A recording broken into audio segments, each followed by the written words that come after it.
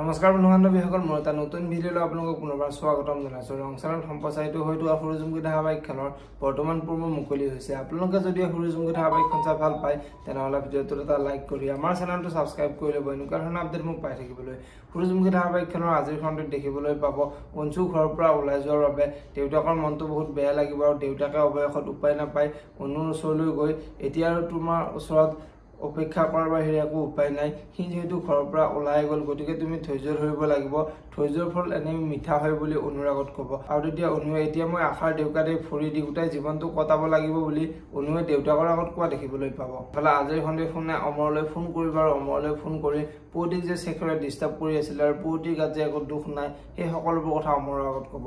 আৰু তেতিয়া অমৰৰ বহুত খং উঠিব আৰু অমৰে পুৱতিৰ ওচৰলৈ আহি তুমি নিজে শেখৰক ভাল পোৱা, তাৰপিছত আকৌ শুনক মোলৈ ফোন কৰিব এইবোৰ ক'বলৈ কিয় দিছা বুলি পুৱতিক গালি পাৰিব। আৰু এতিয়া পুৱতিয়ে তোমাৰ মূৰৰ গণ্ডগোল আছে সেইবাবে তুমি এইবোৰ উলাট পালাট বকি আছা বুলি অমৰৰ আগত ক'ব। আৰু এতিয়া অমৰে মই সঁচাকৈ বলিয়া হৈছোঁ সেইবাবে তুমি মোৰ ঘৰৰ পৰা ওলাই যোৱা বুলি পুৱতিৰ আগত ক'ব। এতিয়া বাৰু পুৱতিয়ে কি কৰিব দেখিবলৈ পাব সূৰুযমুখী ধাৰাবাহিকখনৰ আজিৰ খণ্ডটিত। আনফালে আজিৰ খণ্ডত শেৱালিৰ মাহীয়েক জেলৰ পৰা ওলাই আহিব আৰু শেৱালিয়ে তই আৰু আমাৰ ঘৰলৈ যাই থাকিব নালাগে, তই গাঁৱলৈকে যা, আমাৰ ঘৰত বহুত সমস্যা চলি আছে বুলি মাহীয়েকৰ আগত কোৱাত মাহীয়েক আচৰিত হৈ পৰা দেখিবলৈ পাব।